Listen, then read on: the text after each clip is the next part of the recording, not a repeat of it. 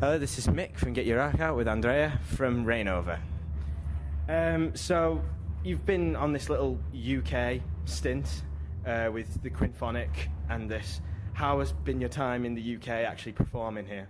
Well, I think both Quinphonic and Dames of Darkness have been two of our best shows so far in the band, because people here in the UK are just so very much into the music and cheering you up all the time, and actually coming to see you play and talking to you after the shows, and investing on your music too.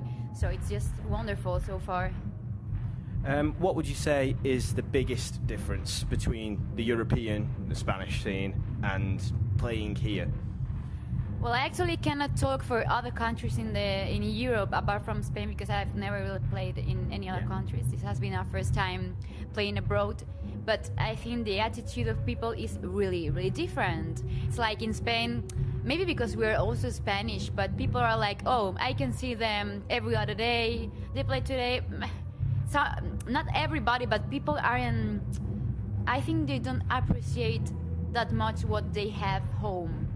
It's like when they have a French band, it's like, oh, they're coming. But when it's bands and in that place, And also English scene, I think it's growing pretty stronger with this kind of festivals, especially with Dames of Darkness. You can really see how it grows. I was here last year, I've been here today, and it's really amazing. Just could you tell people a bit about what Rainover's about? Because obviously you're new to the UK, so what is Rainover really about to you? To me, I guess, it's pretty different compared to what it is to others. But to me, it's a band about energy, emotions, and some said it's dreamy music. It could be a bit. But I think also in live shows, for example, in the records, it's a lot more dreamy and delicate, maybe. Yeah. And in live shows, it's very much about emotion, energy, and, in a review, I don't know who did this review, but they said it was like a bit of a back to basics in this kind of music. Our references are mainly gothic metal in late 90s. Yeah. So we aren't that inspired by all these big symphonic bands, but what was before that.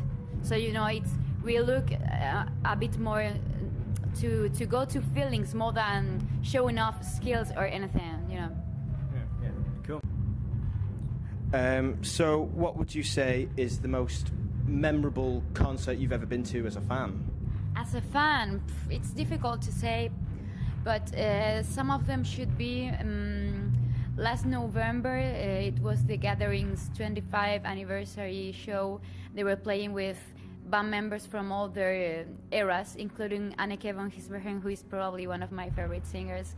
And to me, seeing them play together was just something beyond words. Also, my first time seeing Within Temptation when I was 16. Yeah. And also my first time seeing Draconian, which is another band I truly love. It was super emotional. Yeah. Pretty amazing. So you played a new song today. Got a new album, preferably in the works, I suppose. What's this new album going to be like? How's it going to differ from the previous? It's hard to say because we're actually at an early stage of the composition. We got 5 songs, maybe 6. But it's too early to say because this, actually, for example, the song we played tonight, it may still change a lot. We don't know. That's the magic of playing songs that haven't been released yet. I think, yes, we aren't going to do a radical change, but maybe we're deepening what we've been doing in the previous record. It's actually too early to say, I guess. We'll see. So what would you say is your method for songwriting as you go into a studio with the guys? Well, actually, I don't know if I can talk about a method, because for the previous album, they had been composing songs for 2 years straight. And they parted ways with the previous singer 2 months before recording the album. And that's when I joined in. Yeah. It was 2 crazy months. I also had university exams in the middle of everything. And it was about, learning what they had composed. Also, I had to do some new things. So it wasn't something to look to as an example. Now we're writing. It depends on the song. Some songs come quicker, some others take more time. We got songs maybe that we started composing 6 months ago. So where would you say your passion for music started? It's been always. Is it always been Always. You know, I was 6 years old, and I joined my first choir at 6 or 7 years old. Right. Yes, I was always, you know, when there was music on TV, I was always singing along to it. Then, yes, I recorded my first studio songs at the age of 12, maybe. And then at 15, I discovered this style of music. It's just something I've always been doing, and I love doing. Yeah. So who would be your dream band to tour with? Oof. Dream band, many, but maybe because of the style and because of they being my first love in the genre, maybe it would be Within Temptation, probably. Yeah. And I think we would also fit with their style right now and our music. It could be a nice combination. It's not uncommon for people in this genre of music to share and collaborate with different members of bands. Yes. Who would you like to collaborate with? Who would you like to, you know, sing on someone else's record or have someone come on your records? Well, I would love to sing with Anneke van Giersbergen. Yeah. I know I'm repeating names, but these are like my reference, you know. And also another voice I really love and would love to sing with someday is a previous Draconian singer, Lisa Johansson. She had a beautiful voice.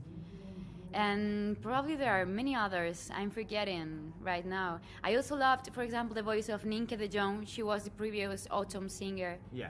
She has a very deep, rich voice.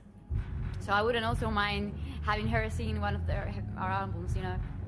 Okay, and one I love ending on. This is just a funny question. Don't take it too seriously. All the albums in the world are getting destroyed. You can only save one album. More. What are you going to say? One album? Really? Yeah. It draws people out, this question. One album? Why one if you can have all? No, all the albums in the world are getting destroyed. You only have time to save one But album. you need to tell me this question beforehand so I can spend all day thinking about it.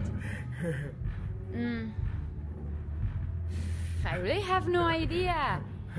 Only one album. One album. Well, I would go and burn an MP3 album with all my favorite songs.